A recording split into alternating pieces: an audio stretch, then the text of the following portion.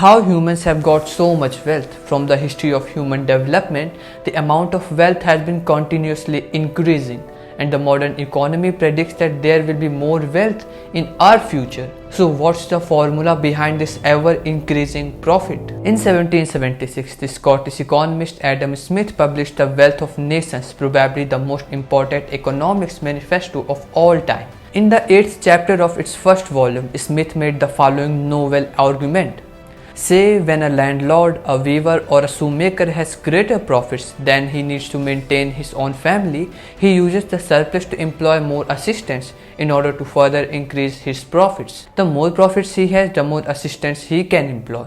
It follows that an increase in the profits of private entrepreneurs is the basis for the increase in collective wealth and prosperity. Yet Smith's claim that the selfish human urge to increase private profits is the basis for collective wealth is one of the most revolutionary ideas in human history. Revolutionary not just from an economic perspective but even more so from a moral and political perspective. What Smith was saying is that greed is good at some level because it motivates us for achieving something, and that by becoming richer, I benefit not only myself but everybody in the society. Smith therefore repeated like a month the maxim that when profits increase, the landlord or weaver will employ more assistants. Today, the crucial part of modern capitalist economy was the emergence of a new ethic, according to which profits ought to be reinvested in the production. This brings about more profits, which again reinvested in the production, which brings more profits, etc. at infinity. Investments can be made in many ways, enlarging the factory,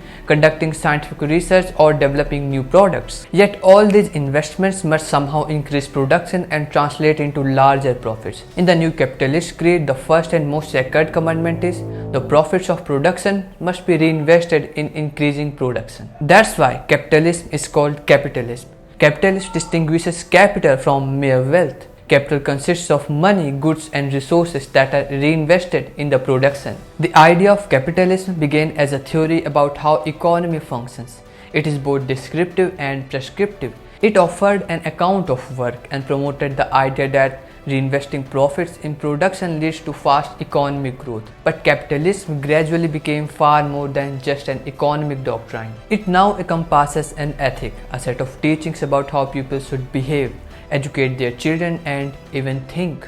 The idea that the profits of production must be reinvested in increasing production sounds trivial, yet it was alien to most people throughout history. In pre-modern times, people believed that the level of production was more or less constant throughout. So why reinvest your profits if production won't increase by much, no matter what you do? This new religion of capitalism money has a decisive influence on the development of modern science too.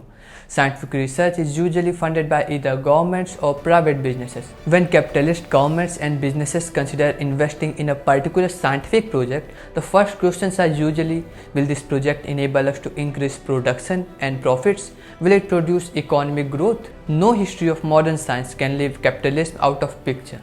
Conversely, the history of capitalism is unintelligible without taking science into account. Capitalism's belief in perpetual economic growth lies in the face of almost everything we know about this universe. Over the last few years, banks and governments have been frenziedly printing money. Everybody is terrified that the current economic crisis may stop the growth of the economy. So they are creating trillions of dollars, euros and yen out of thin air, pumping cheap credit into system and hoping that the scientists, technicians and engineers will manage to come up with something really big before the bubble bursts. Everything in the future depends on the peoples in the labs today. New discoveries in fields such as biotechnology and artificial intelligence are creating entire new industries whose profits could back the trillions of make-believe money that the banks and governments have credited since 2008. So if the labs do not fulfill these expectations before the bubble bursts, we are heading towards very rough times.